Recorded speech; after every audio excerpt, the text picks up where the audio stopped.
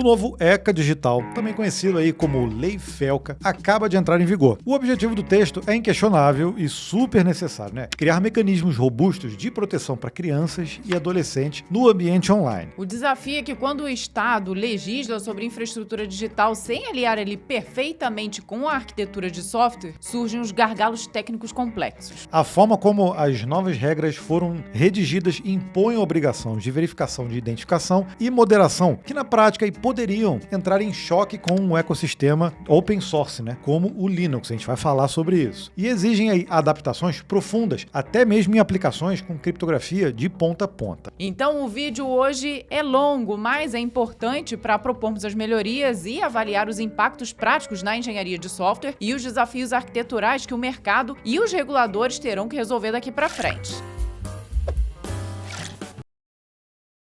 Seja muito bem-vindo ao Código Fonte TV. Se não nos conhece, eu sou Vanessa Weber e esse aqui é meu marido, Gabriel Frois. Nós, além de já estarmos aí há mais de 30 anos na área de tecnologia, temos aqui o nosso canal que já tem mais de 10 anos aqui no YouTube e somos pais. Então, juntou tudo o que é preciso pra gente falar a respeito dessa lei, né? Tem a nossa vivência da parte tecnológica e tem a nossa vivência enquanto pais de uma criança e um adolescente. Pois é, então a gente acabou pegando algumas gerações e os nossos filhos utilizam tecnologia e a gente tem as mesmas preocupações que provavelmente todos os pais têm quando as crianças estão utilizando. Quem acompanha a gente já deve ter me ouvido falar, e a Vanessa também, de alguns livros que a gente acha referência na área, tá? Por exemplo, esse aqui é de 2011 e é o The Shallows. E aí o subtítulo dele já mostra muito. Ele é mais antigo, mas foi atualizado em 2020, se eu não me engano, para as redes sociais também. E ele fala, olha, o que a internet está fazendo com os nossos cérebros. Isso aqui me fez pensar bastante, na época que eu li, sobre realmente como a internet, e ele fala no livro, como a internet deveria ser um lugar, como tem muita informação, todos deveriam, no fim das contas, ficar mais inteligentes na teoria, porque tem muita informação disponível. Você teria como acessar informações de qualquer lugar do planeta através do seu dispositivo, né? Mas o que acontece de maneira prática é ao contrário, as pessoas ficam mais preguiçosas, né? E tem uma frase aqui que eu sublinhei logo no início do livro que ele diz assim, olha, quando o cérebro está sobrecarregado, pensar se torna superficial. Ou seja, a gente pode fazer uma associação. Quando a gente tem muita informação, acessa muita informação ao mesmo tempo, a gente não pensa muito. A gente age de forma menos reflexiva e mais impulsiva. Você não sente que isso é um pouco o que está acontecendo agora, nesse momento? Pois é, e não só com as crianças e adolescentes, com nós adultos também, né? Acho que isso acontece muito. Engraçado que esse livro foi escrito quando não existiam ainda as redes sociais, teve atualização, mas parece que ele foi escrito ontem, né? Parece até que muita coisa se encaixa ainda com a inteligência artificial, que é ainda mais recente, né? E um outro livro, eu tô lendo ainda, já tô quase aqui nos finalmente, mas é um livro também, já é um best-seller, que é A Fábrica de Cretinos Digitais. Apesar do título, ele fala justamente que é os perigos das telas para as nossas crianças. Então, obviamente, tem muitos conceitos e muitas coisas que nós aqui, enquanto pais, a gente tem preocupação realmente e a gente procura estudar ao máximo para entender o que está acontecendo, o que os estudiosos estão pesquisando, para a gente também saber como agir dentro de casa, dentro da nossa família. Mas o que esse chama a atenção é que realmente ele tem resultados de pesquisas que provam que, pela primeira vez aqui, os filhos têm QI inferior aos dos pais. Será o reflexo das telas que a gente está utilizando, não só as crianças e os adolescentes, mas os adultos, os idosos, todos estão utilizando e ficando viciados. Isso é a verdade, né? É um excesso de tela sem precedentes, né? Isso não quer dizer que você tem que tirar a tela, porque uma TV é uma tela também. Eu acho que a gente ainda está aprendendo, e a gente tem que aprender em algum momento, qual é o limite ali do saudável e o que realmente está fazendo mal. Como a gente vai tratar aqui do ECA digital, e a gente vai ter isso aqui em mente também, tá? Então, tudo que a gente está falando aqui, a gente quer ir a capítulo e dizer aqui, ou mostrar o que a gente tem de resumo do que essa lei está dizendo, na nossa visão, o que pode ser uma provável consequência, tá? Até para a gente propor ideias boas para melhorias do que a gente já tem aqui escrito, mas ainda está em desenvolvimento a lei. Apesar, inclusive, A gente tem ela impressa aqui, a gente já fez Impressa e bem rabiscada com as nossas rabiscado. anotações? Então, muita gente reclama realmente. Tem muita gente dando opinião sem ler tudo. A gente leu. E releu. E releu. A gente está aqui há vários dias relendo, não só a lei, mas tudo que está saindo dentro da ANPD, por exemplo, dentro que está saindo dentro da Agência Brasil, várias notícias. A gente está tentando entender ao máximo como vai ser o funcionamento. E como a gente tem um viés técnico, a gente vai, capítulo a capítulo, dar aqui o nosso viés técnico sobre o que poderia ser uma provável consequência disso, tanto para o mercado quanto para dificuldades técnicas, tá? Então, a partir do momento que ela tá aqui valendo, as empresas vão ter que se mexer. Mesmo aquelas que queiram, de alguma forma, abandonar e falar assim, não, isso aqui eu não vou participar disso, eu vou abandonar. Então, a gente tem que entender esse contexto todo. E o ECA acabou sendo conhecido popularmente como a Lei Felca, justamente por causa de um vídeo denúncia que ele fez, e retratando diversos abusos e diversas práticas que a gente vê atualmente com crianças e adolescentes que são extremamente nocivas. Então, acho que esse foi um vídeo que abalou todo mundo no Brasil, acho que ninguém conseguiu olhar para aquilo e achar que era normal, e o governo, para minimizar esse tipo de situação, se possível acabar com toda ela, criou o ECA Digital. Por isso que se o objetivo for, então, proteger as crianças e os adolescentes, óbvio que a gente vai estar dentro, vai estar favorável. Aqui na nossa família, né, que a gente tem a nossa realidade com os nossos filhos, a nossa forma de criar os nossos filhos, mas a gente sabe também que a realidade de outras famílias são diferentes, as pessoas têm objetivos diferentes, elas têm conceitos diferentes, e isso é difícil de você colocar isso no papel para todo mundo. Chegar né? a um consenso é difícil, né? Por exemplo, tem quem defenda de que não é para usar nunca, e tem quem defenda que justamente você tirar ali completamente a tela, você vai alienar a criança, ou vai até excluí-la de determinados grupos de convivência que são tão comuns hoje em dia. Chegar nesse meio termo que agrade a todos é o que a lei tá tentando fazer, e não é uma tarefa fácil mesmo, né? Mas olha só, eu preciso fazer um disclaimer também, antes da gente começar a analisar isso, porque eu sei que vai ter gente que vai falar, você é um lado, você é do outro. Olha, vamos definir aqui. Primeiro, dar opinião sem viés, eu acho que é praticamente impossível, tá? Porque se, por exemplo, eu chegar e falar assim, gente, eu gostei de tudo dessa lei, o que vai acontecer? Metade das pessoas aqui vão sair do vídeo. Se eu falar, que lei porcaria, cara, que meleca. Não gostei de nada. A outra metade vai sair. Aí vai sobrar, às vezes, 0,1%. E eu vou falar, não, tem coisas que eu gostei, tem coisas que eu não gostei. Aí, esse 0,1% vai sair do vídeo também. Enfim, como nós falamos ali, a nossa ideia é trazer aqui uma luz para justamente acrescentar a lei e dar uma visão técnica. Mas, obviamente, nós também somos pais aqui, então não tem como a gente separar os dois contextos, né? Exato. Mas olha só, se o nosso objetivo aqui é propor melhorias, não é revogar a lei. Então, a lei já está aí. E pelo cronograma dela, eu vou mostrar aqui para vocês, mas eu não sei se você sabe, a lei foi regulamentada, mas ela ainda está na etapa 1. Aqui no Diário Oficial, saiu aqui, ó. A gente pode até olhar cada etapa dessa aqui. Então, a partir de março de 2026, é a divulgação das orientações, a criação da página virtual, que ela já tem aqui uma página virtual própria da lei, tá? Monitoramento da implantação de soluções, ou seja, a ANPD, que é a Agência Nacional de Proteção de Dados, é quem virou agora a reguladora desse serviço, tá? Essa agência já existia, inclusive, se você acha que tem um lado do aspecto político ou outro, essa agência, o diretor-presidente dela foi indicado no governo passado. Então, todas as normas e tudo que vai ser aprovado, que a agência vai regular, vai ser ainda no mandato do indicado do governo passado, tá? Então... Tá todo mundo misturado aqui, vamos combinar, né? Tá todo mundo misturado. Mas, olha só, então essa divulgação é o que a gente está vivendo nesse momento, tá? Aqui, a partir de abril, vai ter submeter a tomada de subsídios, o guia de fornecedor de produtos.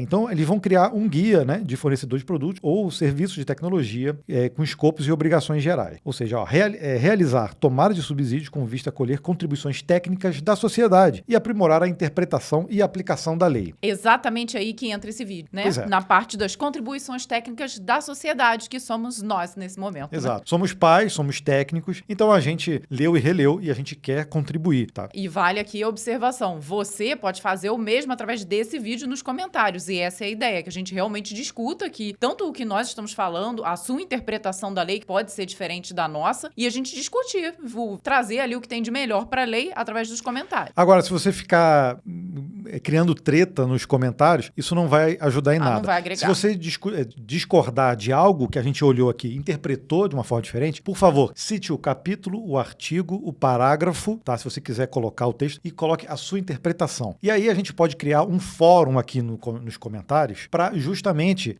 tentar dirimir aqui as diferenças de interpretação. Olha que legal, tá vendo? Porque isso vai acontecer tanto quanto algum desses capítulos aqui forem para juízo, por exemplo, vai ter interpretação diferente de juiz, e tenho certeza disso. E aí, a partir de agosto, tem a etapa 2, publicação de orientações e parâmetros normativos sobre mecanismo de aferição de idade e divulgação das prioridades de monitoramento. Então, entre os capítulos aqui, fala de rede social, fala de várias coisas, mas o ponto principal é justamente os mecanismos de aferição de idade. Esse que é o ponto principal aqui, técnico. Porque se você tem que fazer com que as crianças e os adolescentes acessem somente o que diz respeito a eles, você tem que, de alguma forma, aferir a idade deles. Porque não adianta mais simplesmente você entrar lá no site e falar assim, eu sou maior de 18, tendo 15 anos. Então é justamente isso que a lei não quer. A autodeclaração, ela não vai poder mais existir. E a partir, entre agosto e novembro, período de adaptação e monitoramento de implantação de soluções de aferição de idade. Só que a galera da NPD já está iniciando aqui a tal da fiscalização, tá? Então, tem uma notícia aqui dizendo que o monitoramento já é, de alguma forma, uma fiscalização. Porque aqui na Agência Brasil, eles dizem, se for identificada a má-fé da empresa ou indisposição para se adequar às orientações ou para dialogar com a instituição, a autoridade reguladora pode aplicar já uma penalidade, tá? Então, a lei já está valendo. Bom, o que me chama a atenção tecnicamente nesse cronograma são 2 pontos. Primeiro, que o monitoramento já começa antes de você ter tudo que você tem que implementar. Então, tudo bem que é um monitoramento, embora ali a gente já falou que podem haver algumas sanções. E me preocupa também o prazo, porque você vê, tem de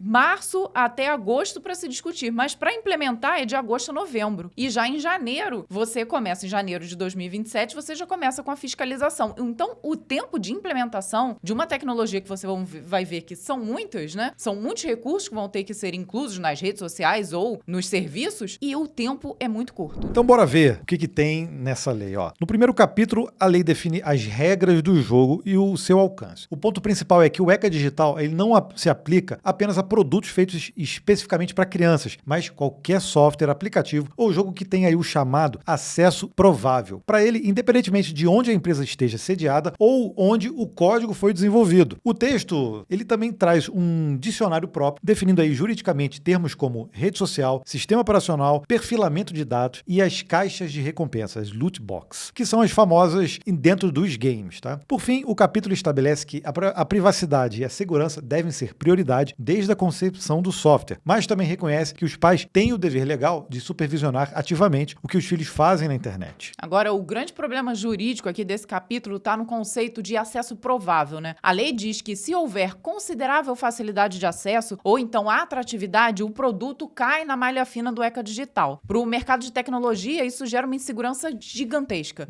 Pensa aqui comigo num desenvolvedor indie ou numa startup lançando uma ferramenta genérica, um fórum sobre programação ou um jogo independente. Como é que você prova juridicamente que o seu sistema não tem probabilidade de ser acessado por um adolescente de 15 anos? Então, na prática, a dúvida vai forçar as empresas a embutirem custos pesados aí de compliance e arquiteturas complexas de verificação de idade em praticamente qualquer software lançado no Brasil. Isso encarece o desenvolvimento, tá? E cria uma barreira de entrada para os pequenos criadores. Além disso, a lei afirma que se aplica a produtos independentemente da sua localização e fabricação. Agora, no mundo real, o Estado brasileiro ele só consegue fiscalizar e multar quem tem CNPJ aqui. E isso cria uma concorrência desleal, né, que acaba sendo absurda. A startup nacional vai ser sufocada pela burocracia, enquanto a plataforma estrangeira, sem representação aqui no Brasil, vai continuar operando sem seguir nenhuma regra. Agora, tudo isso são prováveis consequências. Se você discordou de algo, já joga aqui nos comentários, tá bom? Nós estamos usando aqui a nossa interpretação e lendo exatamente como está na lei, né? E a gente sabe que isso ainda vão ter as adaptações aí de acordo com os manuais e até com as discussões que vão ser feitas ainda dentro da NPD. E nesse segundo capítulo, o foco, sabe o que é? A arquitetura de software. Sabe por quê? Porque ela impõe os conceitos de Safety by Design, que é a segurança desde a concepção, e Privacy by Default, que é a privacidade por padrão. Na prática, o texto obriga que qualquer aplicativo, jogo ou plataforma já venha configurado de fábrica com um nível máximo de restrição de privacidade para menores. Além disso, as empresas passam a ter o dever de de criar processos técnicos para impedir que crianças e adolescentes encontrem conteúdos ilegais, pornografia, né, jogos de azar e publicidade predatória. Por fim, há uma exigência direta aos desenvolvedores. Os sistemas devem adotar configurações que evitem ali o uso compulsivo dos produtos por esse público. Desse capítulo, eu quero chamar a atenção aqui para o artigo 6º, né? Os fornecedores de produtos ou serviços de tecnologia da informação direcionados a crianças e a adolescentes ou de acesso provável por eles deverão tomar medidas razoáveis desde a concepção e ao longo da operação de suas aplicações, com o objetivo de prevenir e mitigar riscos de acesso, exposição, recomendação ou facilitação de contato com os seguintes conteúdos, produtos ou práticas. E aí eu vou destacar aqui 3 itens. O primeiro, que é a exploração e abuso sexual. O segundo, que é violência física, intimidação sistemática, virtual e assédio. E o 6º, que é conteúdo pornográfico. Quanto a isso, não tem o que se questionar.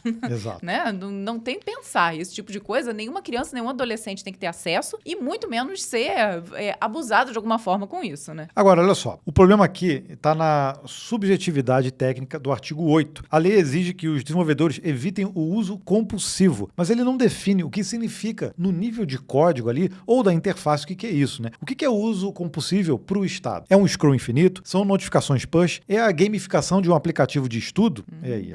Sem uma métrica técnica exata, qualquer estratégia de engajamento e retenção de usuários, que é o coração de quem trabalha com produto, UX e UI, pode ser enquadrada aí como infração. Isso coloca os profissionais de tecnologia em um campo ali meio estranho. Pode ser uma mina jurídica, né? Pois é, e eu vou usar o exemplo nosso aqui de casa, né? O nosso filho menor acessa 2 aplicativos que são completamente gamificados e que em um deles ele aprende uma língua e no outro ele lê livros. Então, e é indicado pela escola. É indicado pela escola, até está dentro do contexto escolar. Ele lê os livros escolares através desse aplicativo. E aí, a gamificação dele ali traz um benefício e não vai poder ser feito, então isso também acaba não ficando claro, né? E olha só, nesse artigo também ele diz que a lei exige o nível máximo de privacidade no tratamento de dados. Mas para o seu software saber que precisa aplicar essa restrição, ele primeiro vai ter que rastrear, coletar e processar informações para descobrir a idade do usuário. Ou seja, para garantir aí a privacidade, a lei te obriga a quebrar a privacidade logo no momento do cadastro. E a obrigação imposta aos provedores, né, de impedir que menores encontrem conteúdos inadequados praticamente força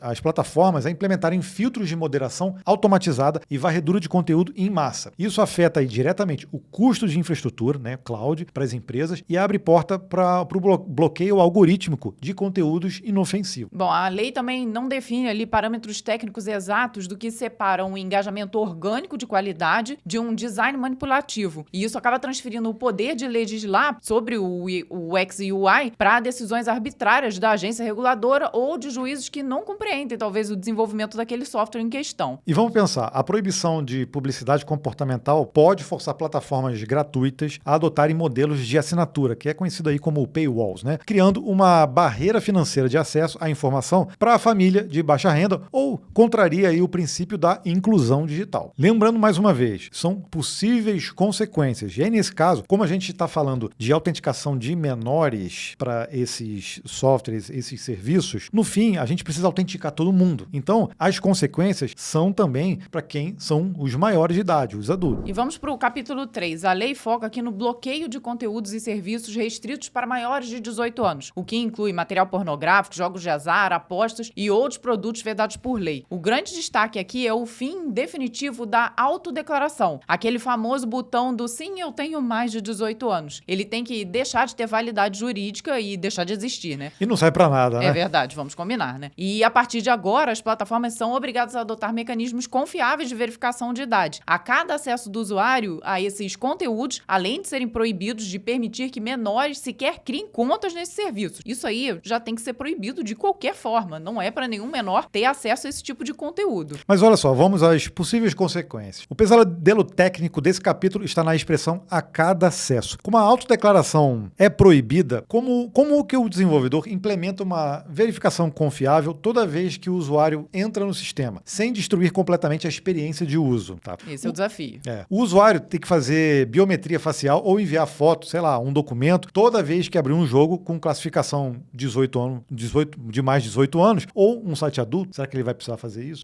É uma provável consequência, né? E isso gera 2 impactos massivos no mercado de tecnologia. Primeiro, o custo. Então, exigir isso a cada acesso vai explodir a conta de infraestrutura de nuvem e quebrando empresas menores, sem dúvida, né, e plataformas de nicho. O segundo é o risco de segurança da informação. Se os sites de conteúdo adulto e de apostas forem obrigados a coletar e validar a identidade real de todos os brasileiros para cumprir ali a lei, o Estado vai acabar forçando a criação de um banco de dados gigantesco com CPF e os hábitos de consumo íntimos, né, da população. E aí acaba sendo um prato cheio para vazamento de dados, extorsões e ataques hackers, criando aí um problema de segurança muito maior do que a lei tenta resolver. Ou não sei se é tão maior, mas é tão grande quanto, né? Além disso, tecnicamente, o usuário comum vai simplesmente acabar ligando uma VPN e vai acabar simulando que está em outro país, tornando a lei praticamente inútil por aqui, né? Mas caríssima para quem está desenvolvendo no Brasil. Chegamos, ó. Capítulo 4 é o coração tecnológico da lei e, sem dúvida, o ponto mais polêmico do ECA Digital, a verificação de idade. A lei decreta que os provedores de sistemas operacionais, entende-se aí como Windows, macOS, Android, iOS e também o Linux, e as lojas de aplicativos passam a ser os grandes porteiros da internet. Eles agora são obrigados a adotar medidas auditáveis para aferir a idade de todos os usuários. Além disso, o sistema operacional terá que disponibilizar uma API para enviar um sinal de idade para os aplicativos instalados, avisando se quem está usando o dispositivo é maior de idade ou não. Outro ponto crucial está no artigo 11, que abre a base legal para que o próprio governo atue como certificador oficial dessa identidade digital. Então esse é o capítulo mais polêmico do ponto de vista técnico e onde muitos estão acreditando que o Linux pode ser bloqueado, viu? Aí eu vou ter que voltar aqui para analisar o texto do segundo artigo do capítulo 1. Para os fins dessa lei, com Linux na cabeça, tá?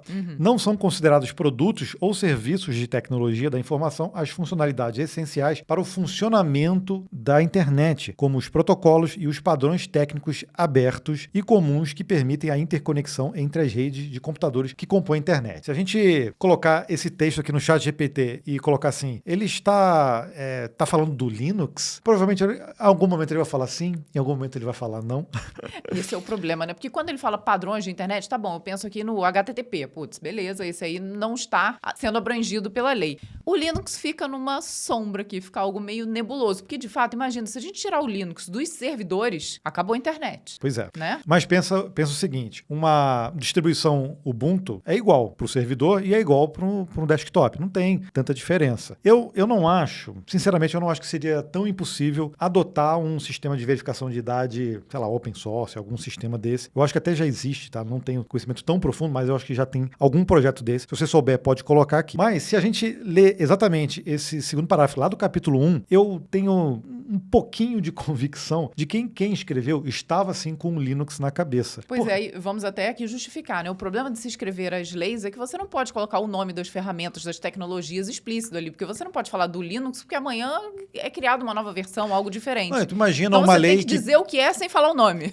Imagina uma lei que diz, tá proibido impressora Canon, só pode impressora HP. Você não pode escrever isso, porque isso altera aí o funcionamento do mercado. Então, não tem como uma lei ser específica nesse ponto. Específica nesse ponto, para dizer, olha, tá liberado tudo, menos o Linux. O Linux tá liberado, o resto não. Porque se você coloca Linux, basta criar um outro kernel, faz um fork do kernel lá e cria outro sistema com outro nome, e aí a lei tá aqui, aprovada com um texto que não tem mais validade. Por isso que eu acho plenamente que não deve afetar o Linux para os servidores, porque eles são essenciais aí para o funcionamento da internet, dos computadores e etc. Mas eu não tenho tanta certeza para quem está usando como desktop, porque aí se enquadra em sistemas operacionais, como ele coloca ali, de terminais, né? Se bem que o terminais acho que vem do Marco Civil e abrange qualquer tipo de terminal, né? Pode ser realmente uma geladeira, por exemplo, né? Mas tem um parágrafo único aqui do artigo 14 desse capítulo 4 que diz,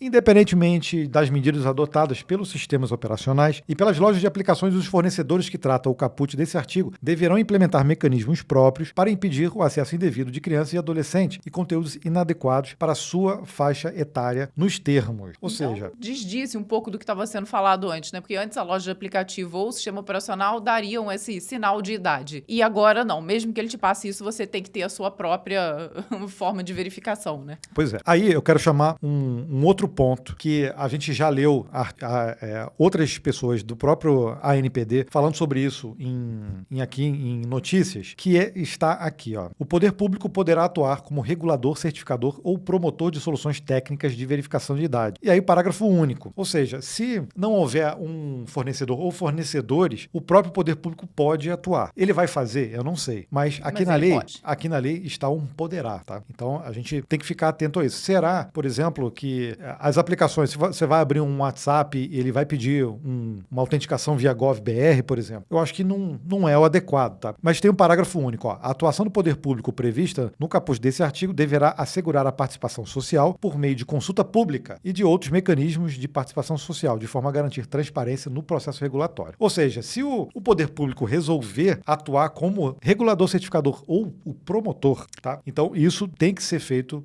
via participação ali, consulta pública. Então, a gente tem que ficar atento a isso também. Eu não gostaria, tá? Eu acho que o problema não é ele ser um dos, é ele ser o único.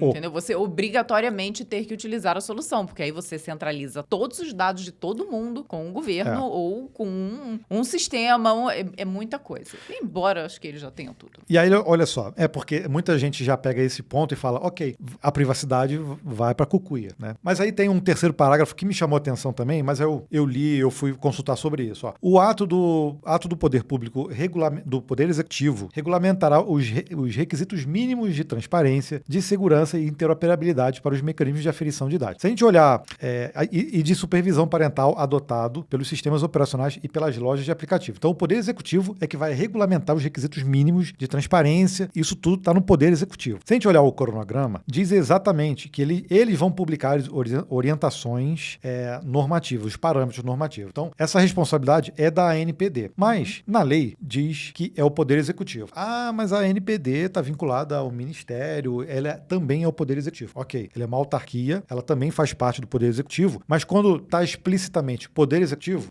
pode ser feito pelo presidente da República, pode ser feito pela Casa Civil, pode ser feito por todos os entes ali do poder executivo. Regulamentar requisitos técnicos. Eu acho que aí, nesse caso, tem que ter algo que vincule diretamente ao órgão, que é isso.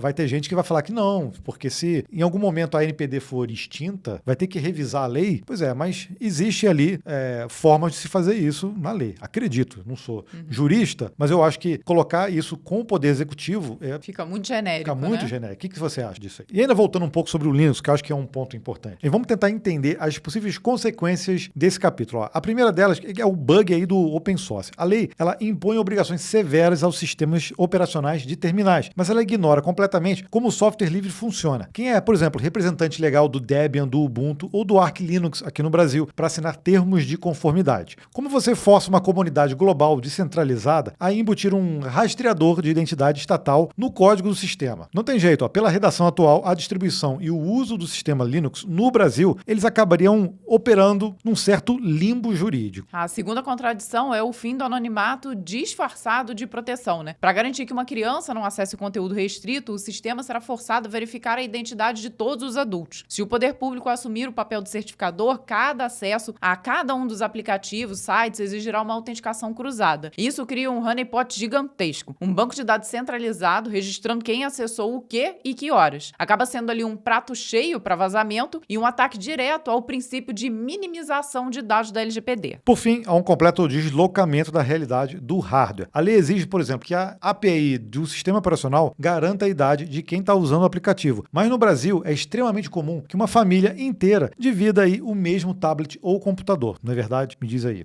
Se a máquina está logada na conta do pai, a API vai enviar o sinal de adulto para o jogo ou rede social que a criança de 8 anos acabou de abrir. Para cumprir a lei à risca, os dispositivos teriam que usar biometria facial contínua, destruindo aí a privacidade de vez e derretendo, provavelmente, as baterias dos aparelhos. Inclusive, a própria NPD, ela também reconhece ali os desafios técnicos da implementação dessas ferramentas, como as falhas de precisão e a possibilidade de fraude. Então dá para ver que mesmo ele já tendo publicado agora orientações preliminares para mecanismos confiáveis de aferição de idade, eles reconhecem que existe sim uma dificuldade técnica. Então, o poderá que eles colocaram aqui na lei pode ser realmente que a intenção, eu quero crer que não, mas pode ser que a intenção seja realmente colocar o poder público para fazer esse papel. A gente vai ter que aguardar isso aí, tá? Eu acho que esse é o ponto principal da lei, por isso que a gente ficou tanto tempo aqui. Mas vamos ver os próximos capítulos. E bora aqui nesse capítulo 5 que fala sobre supervisão parental. A lei foca nas ferramentas de controle parental. E o texto obriga as plataformas a oferecerem painéis de supervisão onde os pais possam limitar o tempo de tela, bloquear compras e gerenciar aí a privacidade dos filhos. E a regra é clara. Por padrão, as configurações devem vir no nível máximo de segurança. Isso significa que aplicativos e jogos terão que automaticamente desativar a reprodução automática de vídeos, cortar notificações que gerem uso compulsivo, desligar o rastreamento de GPS e permitir que o algoritmo de recomendação personalizado seja desativado. A lei também exige que os pais consigam identificar os perfis de adultos com quem os filhos conversam. Isso é bem difícil, né? Interessante, mas difícil.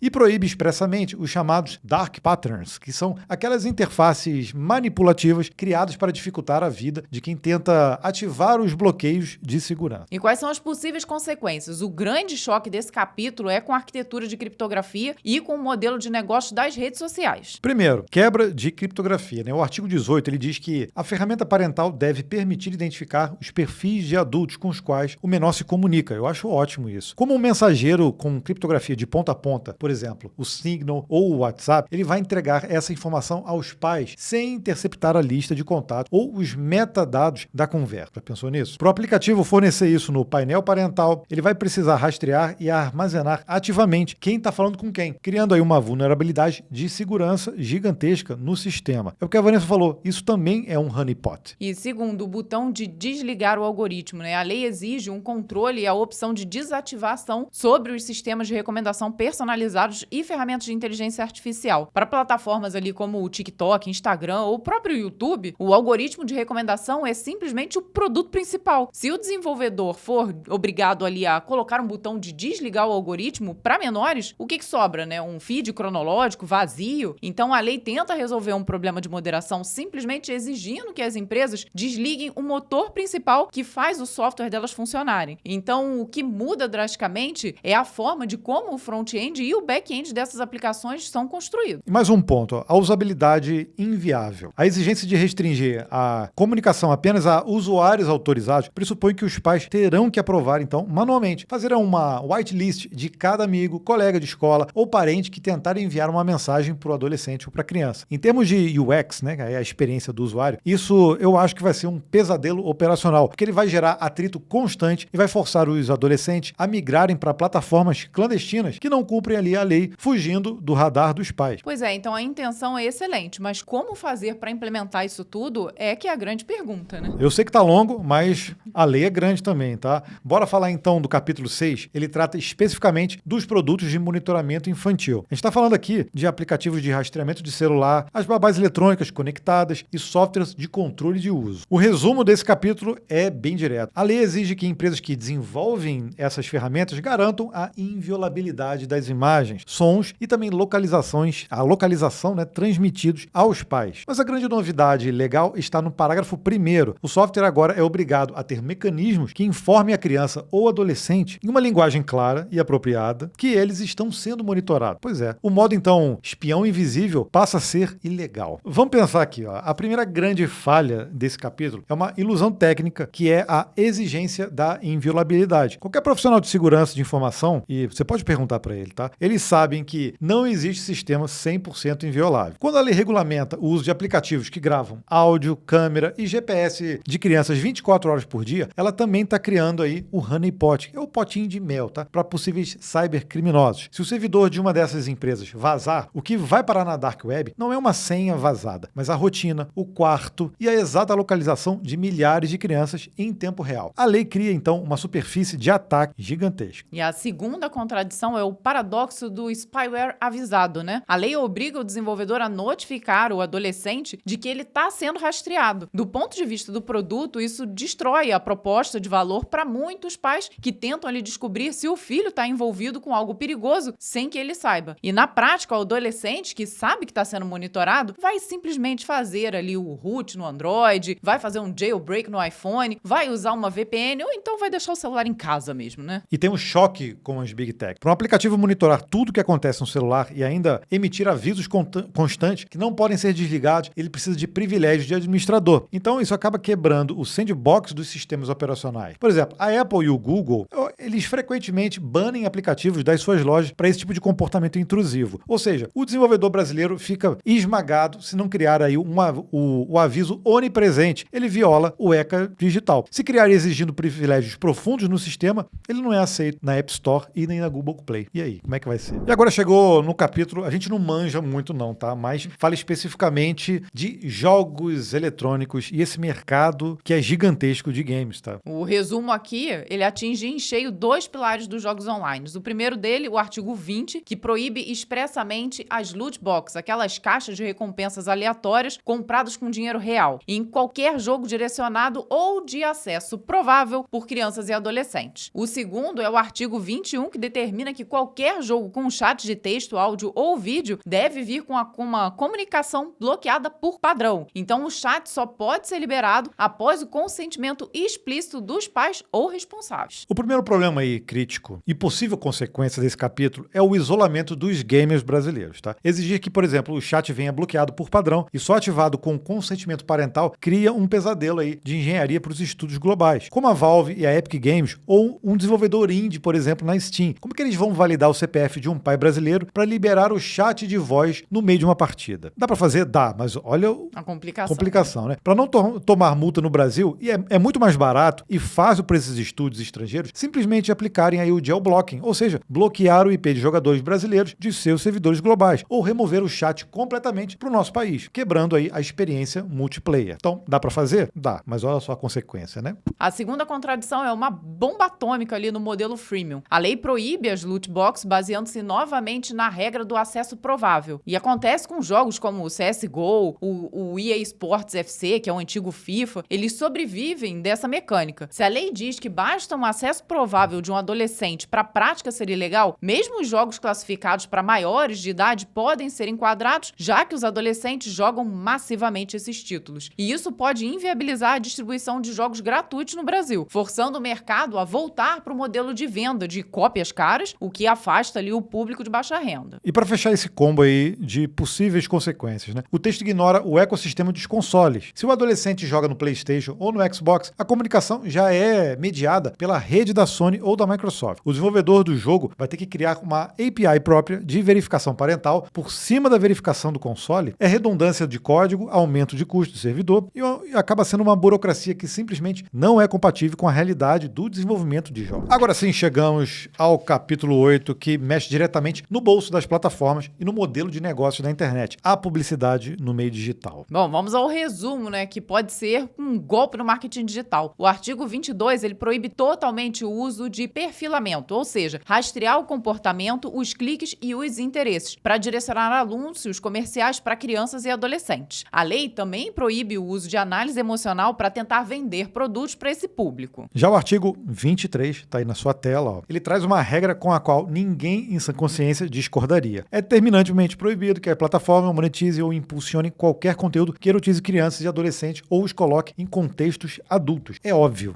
Isso aqui a gente assina embaixo, tá? Bom, a primeira possível consequência é o clássico paradoxo da privacidade na engenharia de software. A lei proíbe o perfilamento de menores, mas em uma rede onde o usuário não está autenticado, como é que a rede de anúncios, como por exemplo o Google Ads ou Meta Ads, vai saber que não deve perfilar aquele usuário específico? Para garantir que não está rastreando uma criança, o sistema é obrigado a rastrear e aferir a idade de todo mundo primeiro. Ou seja, para proteger ali a privacidade de um grupo, a arquitetura técnica exige a quebra de privacidade de todos os outros. E o segundo é o impacto comercial e o fim aí do modelo gratuito. A internet que a gente conhece é de graça, né? Porque você paga com os seus dados assistindo os anúncios direcionados. Se as empresas estão proibidas de rodar anúncios otimizados para quem tem menos de 18 anos, o tráfego desse público passa a dar prejuízo de servidor em vez de lucro. A consequência técnica é óbvia, né? É que as plataformas gratuitas começarão a erguer aí os paywalls. A gente já falou sobre isso. Os famosos muros de pagamento, ou exigir assinaturas compulsórias, elitizando o acesso à informação e também ao entretenimento. E o artigo 23, a intenção é proteger os menores contra a erotização, e isso é perfeito, né? Mas a execução técnica cai no colo de uma inteligência artificial de moderação que é bem burrinha, vamos combinar, né? Um algoritmo de visão computacional, ele tem extrema dificuldade em entender o contexto. Então, para blindar a plataforma contra essas multas, né, o bot vai pecar pelo excesso. O vídeo de um adolescente competindo em natação, uma ginástica artística ou um balé na escola pode facilmente ser classificado como um conteúdo sugestivo pela IA, resultando em desmonetização sumária, o shadow ban ou até a exclusão do canal, prejudicando os criadores de conteúdos legítimos. E um detalhe extra aí que o decreto dessa lei trouxe e que impacta, sim, diretamente a monetização. Se o canal, por exemplo, tem a participação habitual de um menor, os famosos influenciadores mirins, a plataforma vai exigir um alvará judicial prévio para liberar a monetização. Então, você imagina a fila nas varas de infância aí pelo Brasil inteiro, só para o YouTube poder liberar o AdSense de um canal de gameplay ou de vlogs em família. Então, acaba criando uma burocracia e vai travar a economia dos creators. Lembrando que é mais ou menos associado com criança fazendo anúncio, aparecendo na TV. Mas olha a escala disso. Hoje, se você vai em qualquer rede social, tem muito influenciador mirim. E tem muitos que são conhecidos, e tem muitos que querem ser conhecidos. O fato aqui se é certo ou não, é que se a lei permite isso com um alvará judicial ou com uma autorização judicial, isso sim pode causar um acúmulo de trabalho gigante, né? Sem dúvida. Sem contar aquele outro caso que o seu filho viraliza por algo que você às vezes postou no seu perfil pessoal que era para sua família ver e perde completamente o controle. Então essas famílias também vão ficar ali na berlinda por conta de um acesso que foi inesperado a esse conteúdo, né? Bora para mais um, capítulo 9, que agora tem como alvo direto as gigantes da tecnologia, as redes sociais. E o resumo desse bloco aí é bem rigoroso, né? A lei exige que todo usuário com 16 anos ou menos tenha ali uma conta obrigatoriamente vinculada a uma conta de um responsável legal. Então, se a plataforma não identificar esse vínculo com o responsável, o aplicativo é obrigado a travar todas as configurações de privacidade no nível máximo e impedir que o adolescente altere isso. Além disso, se o algoritmo da rede social tiver fundados indícios de que uma conta está sendo operada por um menor burlando as regras, a plataforma tem o dever de suspender o acesso imediatamente, exigindo aí uma comprovação de idade. Para fechar, o texto reforça a proibição de criar perfis comportamentais de crianças e adolescentes para direcionar anúncios. Então vamos às possíveis consequências, e a primeira dela está na utopia de vinculação parental. A lei manda o banco de dados da plataforma vincular o menor ao responsável legal, mas como o back-end do Instagram, do TikTok ou do Discord vai ter essa certeza jurídica de que o usuário Joca Silva 1980 é de fato responsável legal daquele adolescente e não é um amigo mais velho, um adulto irresponsável ou até um perfil fake que foi criado pelo próprio adolescente. Exatamente. Para o código ter essa validação real, as redes sociais teriam que se integrar com uma API estatal, como o GovBR, que mapeia a árvore genealógica de toda a população. Você imagina isso? É uma integração técnica caríssima e um pesadelo de privacidade. Na prática, o que você acha que vai acontecer? As plataformas vão fazer uma verificação superficial que não protege ninguém apenas para fazer compliance legal, ou vão simplesmente banir menores de 16 anos para não tomarem aí as tais multas milionárias. E o segundo é a suspensão por suspeita. O texto diz que, havendo indícios, a conta deve ser suspensa. Mas como é que a rede social levanta esses indícios sem violar a privacidade e que a própria lei ali está tentando proteger no artigo seguinte, né? A plataforma vai ser forçada a rodar modelos de machine learning, analisando silenciosamente ali o padrão de digitação, as gírias que você usa, as fotos e até os horários que você está online para tentar inferir a sua idade. Ou seja, a lei obriga a rede social a espionar aí, entre aspas, o comportamento do usuário para decidir se precisa protegê-lo. O volume, então, de falsos positivos vai ser absurdo. Adultos que consomem, por exemplo, animes, games ou conteúdos considerados mais juvenis vão ter as suas contas suspensas por bots rotineiramente. Para recuperar a conta, você adulto vai ter que enviar uma foto do seu documento ou uma biometria facial para uma Big Tech. A lei, essencialmente, converte as redes sociais em postos de triagem de identidade. E tem ainda um ponto cego no design do sistema que ignora o mundo real, viu? A lei pressupõe que toda estrutura familiar é funcional. Então, um adolescente de 15 anos que vive em um ambiente doméstico abusivo, muitas vezes usa a internet anonimamente para buscar ali grupos de apoio. E com essa trava de código que exige ali a aprovação de um responsável legal, a lei acaba cortando esse canal de comunicação de jovens vulneráveis e entregando ali o controle digital absoluto nas mãos de potenciais abusadores. Então, como nós já dissemos aqui, né, cada família tem uma realidade diferente e por isso é tão difícil fazer leis que atendam a todos. Entramos aí na reta final, calma, tá? O capítulo 10 trata do assunto mais grave e sensível de todos, a prevenção e combate a violações graves. Estamos falando aí de exploração, abuso, sequestro e também aliciamento. O resumo da obrigação legal é a seguinte: A lei determina que as empresas de tecnologia devem remover imediatamente e comunicar às autoridades qualquer conteúdo que aparente exploração ou abuso que seja detectado em seus serviços. Então, além de apagar o post ou o conteúdo, a plataforma é obrigada a guardar esse conteúdo, os dados do usuário e todos os metadados associados por no mínimo 6 meses, conforme a regra do Marco Civil da Internet, para entregar à polícia. Ok, né? Ninguém discorda de combate a esses crimes. Mas a redação da lei cria 2 buracos negros na engenharia de software e na segurança da informação. O primeiro deles é a palavra aparente. A lei não exige uma ordem judicial prévia para remoção ou para denúncia à polícia. Basta que o crime seja aparente. Quem vai julgar o que é aparente? Em uma rede social com milhões de posts por minuto. Você chutou? Ok, é isso mesmo. Vai ser um algoritmo de inteligência artificial. Pois é, exatamente. E eu já falei, né? Os algoritmos de visão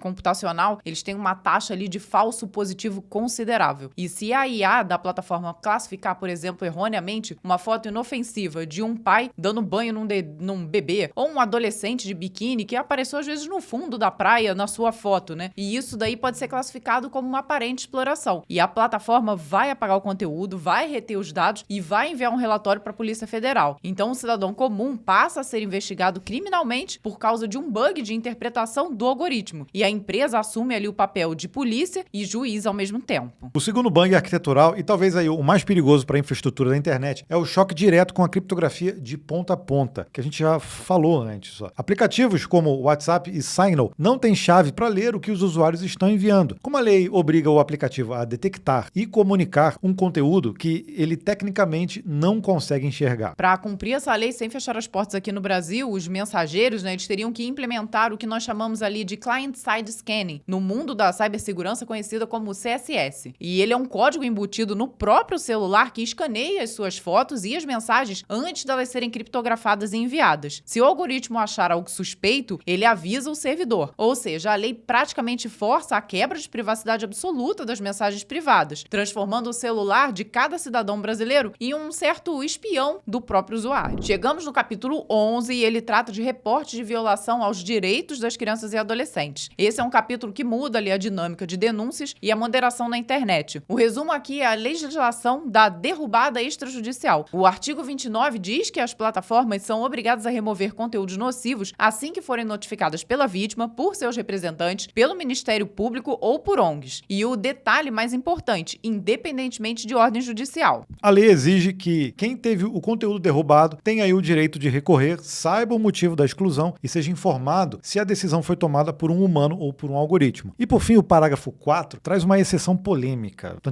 Conteúdos jornalísticos e com controle editorial estão blindados e não podem ser derrubados por esse mecanismo rápido. E a possível consequência desse capítulo é uma arma de censura automatizada. A lei transfere o poder de juiz para a plataforma. Por exemplo, se uma ONG ou um grupo organizado resolver fazer uma chuva de denúncias contra um vídeo de um criador de conteúdo independente, alegando, por exemplo, que o gameplay fere o ECA digital, o que a plataforma vai fazer? Para evitar o risco jurídico e a responsabilização solidária, o algoritmo atira primeiro e pergunta depois, né? O vídeo acaba caindo na mesma hora. E aí entramos numa certa utopia do artigo 30, que é o direito de defesa. A lei exige um processo de apelação estruturado, com prazos e respostas claras. Na vida real, quem já tomou aí um strike automático sabe que o suporte das Big Techs é um buraco negro governado por bots. Para o criador de conteúdo, a reversão de uma denúncia falsa pode levar semanas, destruindo aí o engajamento e a monetização. Já para uma startup ou uma plataforma menor, ter que contratar dezenas de moderadores humanos apenas para cumprir os prazos de apelação exigidos por lei vai quebrar o caixa da empresa. Agora vamos aqui à maior contradição, que sem dúvida é a criação de uma internet de duas classes por causa da exceção ao conteúdo jornalístico. Quem é que define o que é jornalismo na internet hoje? Por exemplo, se uma grande emissora de TV tradicional posta uma reportagem no YouTube sobre os perigos das loot boxes e mostra o jogo na tela, o vídeo dela vai estar protegido ali pelo parágrafo 4º. Exatamente. Mas se nós aqui, por exemplo, no Código Fonte TV ou qualquer outro canal independente, se a gente faz um mini documentário mostrando exatamente as mesmas imagens para alertar o nosso público, nosso vídeo vai poder ser derrubado, porque não estamos aqui com o selo tradicional de veículo jornalístico com controle editorial. Isso acaba, então, protegendo os monopólios de mídia tradicional e joga os criadores independentes em uma moderação algorítmica. Isso porque nós fizemos aqui apenas uma suposição levando em conta a nossa realidade enquanto criadores. Agora imagina o quanto abrangente isso poderia ser. Eu sei que é muita coisa, calma que a gente está terminando. Eu Eu disse que ia ser longo, tá? O capítulo 12 trata da transparência e da prestação de contas. É a parte da lei que tenta forçar as plataformas a abrirem seus critérios para moderação e indiretamente aí o funcionamento também dos algoritmos. Então vamos lá, o resumo é o seguinte, viu? Qualquer plataforma ou aplicativo que tenha mais de 1 milhão de usuários, crianças ou adolescentes no Brasil, passa a ser obrigada a publicar relatórios semestrais detalhados. Nesses relatórios, a empresa tem que explicar quantas denúncias recebeu, quanto conteúdo moderou, como identifica contas de menores e quais os resultados das avaliações de impacto e risco na segurança e saúde das crianças e adolescentes. Além disso, a plataforma também fica obrigada a fornecer acesso gratuito aos seus dados para pesquisadores, universidades e jornalistas para que eles estudem esses impactos. Vamos lá então às possíveis consequências. A lei diz que a regra vale para quem tem mais de 1 milhão de usuários menores de idade. Mas espera aí, se a própria lei manda minimizar a coleta de dados e proteger o anonimato, como que uma plataforma vai provar para o governo que ela tem menos de 1 milhão de crianças para não ser obrigada a gerar o relatório? Para provar que não precisa rastrear, ela é obrigada a rastrear a idade de toda a sua base de usuários. É uma contradição arquitetural. Se eu tiver entendido esse errado, por favor, comenta aqui, tá? O segundo problema é o custo de compliance, a famosa conformidade legal. Produzir os relatórios semestrais detalhando ali a engenharia de moderação, avaliações de impacto e auditoria de algoritmos exige um exército de advogados e engenheiros de dados. A Meta, o Google, o TikTok tiram isso de letra, né? Mais uma startup brasileira que fez um jogo que viralizou, ela vai conseguir? Ela simplesmente não vai ter caixa para bancar essa burocracia. Na prática, leis com essa carga regulatória acabam funcionando como um escudo para as big techs, destruindo a concorrência e impedindo que novas empresas cresçam aqui no país. E vamos falar a verdade, né? 1 milhão de usuários para um país como o Brasil não é tão incomum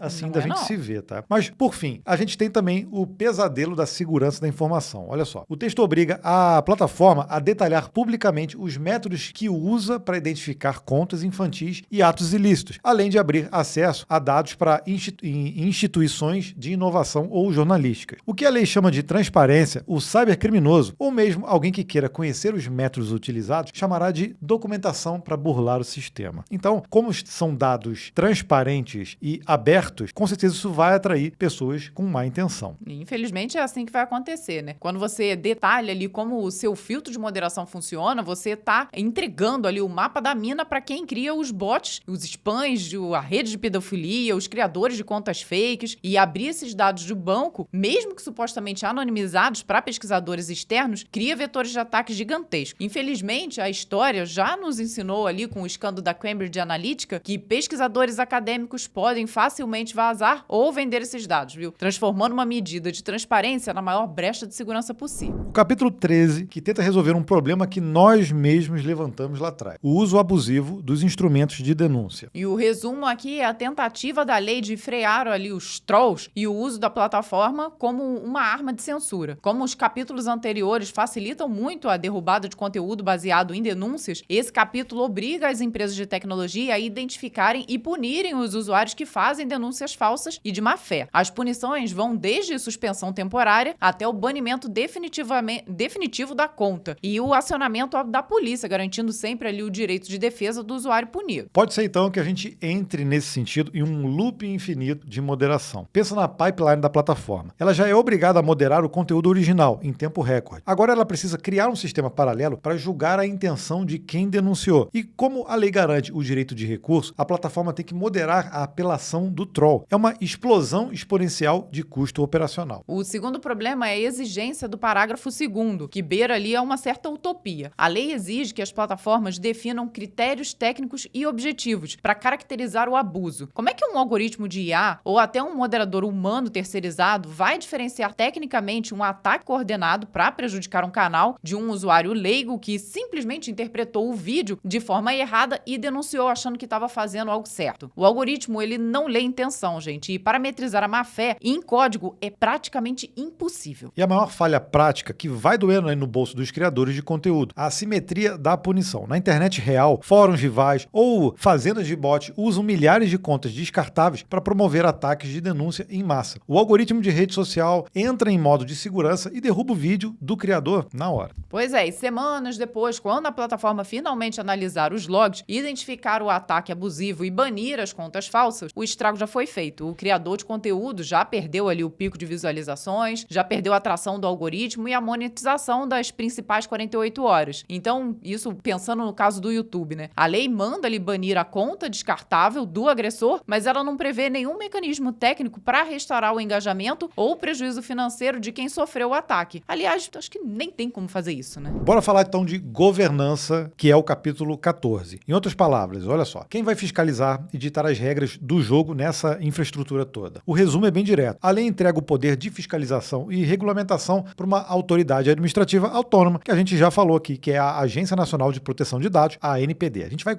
ouvir falar muito da ANPD a partir de agora. Ela que vai criar as especificações técnicas que faltaram no texto principal. O parágrafo 1º tenta colocar um freio de proteção. Ele proíbe expressamente que as regras da agência resultem em vigilância massiva, genérica ou indiscriminada. Já o parágrafo 2º, ele determina que a fiscalização tem assimetria regulatória, ou seja, pegue mais leve com startups e empresas menores em comparação com as big techs. Pelo menos eu entendi dessa forma. O texto proíbe a vigilância em massa, mas isso é ótimo, tá? Mas se a gente fizer aí um rollback para os capítulos anteriores, a própria lei obriga os sistemas operacionais a verificarem a idade de todos os usuários do país e exige que as redes sociais atuem preventivamente contra conteúdos ilícitos. Pois é, arquiteturalmente falando, como você checa ali a identidade e a biometria de 100% da população que acessa a internet sem criar, por definição, um aparato de vigilância de massa? Isso é impossível, né? Vamos pensar aqui, o código necessário para verificar todo mundo é o exato mesmo código para rastrear todo mundo. Então, o legislador desenhou uma lei que exige uma infraestrutura que tem poder de vigilância contínua para rodar, mas coloca um artigo dizendo que é proibido vigiar. Então, isso acaba me soando aí um pouco perigoso. Isso pode afetar, como consequência, justamente o mercado de inovação. A lei diz que a fiscalização deve ser proporcional ao modelo de negócio, protegendo ali as startups. Só que a exigência técnica no desenvolvimento de software é binária. Ou seu aplicativo tem uma API segura de verificação de idade, ferramenta de controle parental e canais de denúncia auditáveis, ou ele não tem. E aí o custo em horas de desenvolvimento e infraestrutura de nuvem para implementar tudo isso é caríssimo. A agência governamental pode até aplicar uma multa menor para uma startup brasileira se ela errar, mas o custo de compliance, o investimento inicial só para colocar o software no ar dentro da lei já inviabiliza ali o negócio logo na primeira fase ali no MVP. No fim do dia, essa burocracia funciona como um escudo blindado mais uma vez para as gigantes, que são as únicas que têm ali um caixa quase que infinito para pagar engenheiros focados exclusivamente em apagar incêndio jurídico. Tá acordado ainda? Chegamos então ao capítulo 15, que trata das sanções, ou seja, a conta que chega para quem não conseguir cumprir todas as exigências no mundo real. Olha, e essa conta é pesada, viu? As penas começam ali de uma advertência, dando 30 dias para a empresa corrigir o problema. Mas se a coisa escalar, a multa pode chegar a impressionantes 10% do faturamento do grupo econômico no Brasil. Se a empresa não tiver faturamento, a multa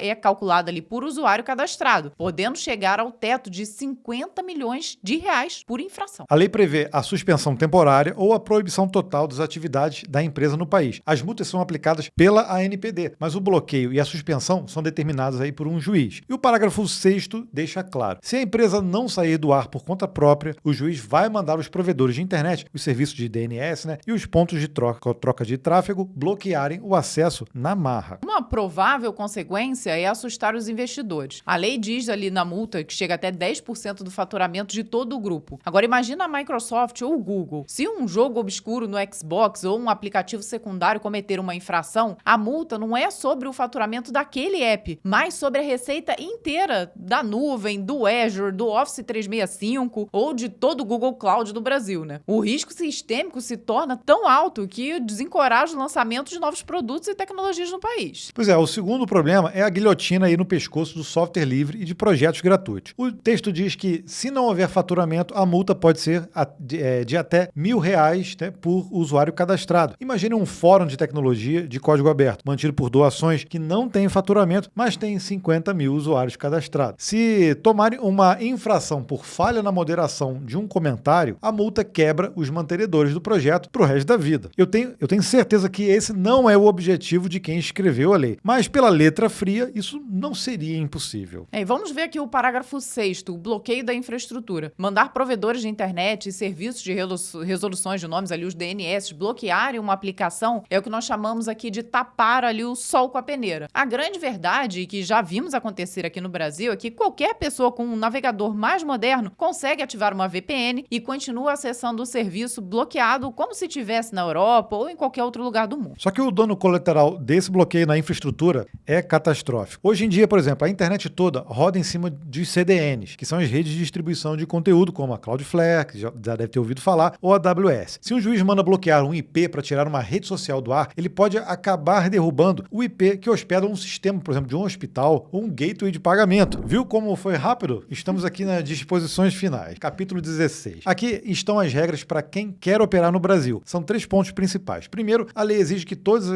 as caixas de celulares, computadores e eletrônicos vendidos no Brasil venham com um adesivo físico, alertando os pais sobre o acesso a conteúdos impróprios. Segundo o artigo 39, tá aqui ó, para você ver, tem uma exceção aliviando o peso da lei para os serviços de controle editorial e conteúdos licenciados, desde que ofereçam classificação indicativa e controle parental básico. E o terceiro, que é a pá de cal, que é o artigo 40, que qualquer fornecedor de produto ou serviço de tecnologia que se enquadre na lei, ou seja, qualquer software com acesso provável por menores, é obrigado a ter um representante legal no Brasil para responder judicialmente. O artigo 39, ele livra a cara dos grandes serviços de streaming, como Netflix, Disney Plus e as plataformas ligadas aí à mídia tradicional, porque eles têm controle editorial. Para eles, basta, por exemplo, colocar uma classificação de idade e um PIN na conta infantil. Enquanto isso, as redes sociais descentralizadas, jogos multiplayer, fóruns e startups que dependem de interação dos usuários ficam com todo o custo milionário de infraestrutura de moderação. Auditoria e risco de multas. Lembra aí dos 50 milhões? A segunda possível consequência é a exigência de um representante legal no artigo 40, né? Nós já falamos do impacto disso no Linux, mas a regra vale para todo mundo. Imagina um desenvolvedor indie, sei lá no Japão, que lançou um joguinho na Steam, ou um estudante na Alemanha que criou um app de produtividade open source no GitHub. Se um adolescente brasileiro baixar esse software, o desenvolvedor, pela lei, é obrigado a contratar um advogado no Brasil só para ter um representante legal ativo. Será que isso vai acontecer? Provavelmente não, né? Mas, pela letra fria da lei, isso não impede. Agora vamos pensar, como isso é fisicamente e financeiramente até impossível para 99% dos desenvolvedores do mundo, o resultado técnico é óbvio, será o geoblocking, como já aconteceu com algumas distros Linux menos conhecidas aqui no país. Para não correrem o risco jurídico, desenvolvedores estrangeiros de pequeno porte e médio também simplesmente vão bloquear o download e acesso de IPs brasileiros. Isso aí é um muro digital em volta do Brasil, isolando o nosso mercado das inovações globais e prejudicando aí o usuário comum. E para fechar, tem o artigo 38 que manda colar um adesivo físico na caixa do smartphone. É uma tentativa de resolver um problema complexo de arquitetura de software e cibersegurança em 2026, usando uma solução, sei lá, analógica dos anos 90, né? A única coisa que isso garante é o aumento na linha de produção ali, nos custos da linha de montagem dos fabricantes. Vamos combinar, né? Isso não vai proteger um único byte ali de dado das crianças que já estão com o celular na mão. Ai, deixa eu roubar esse papel aqui, Gabriel. Voltando lá no capítulo 15,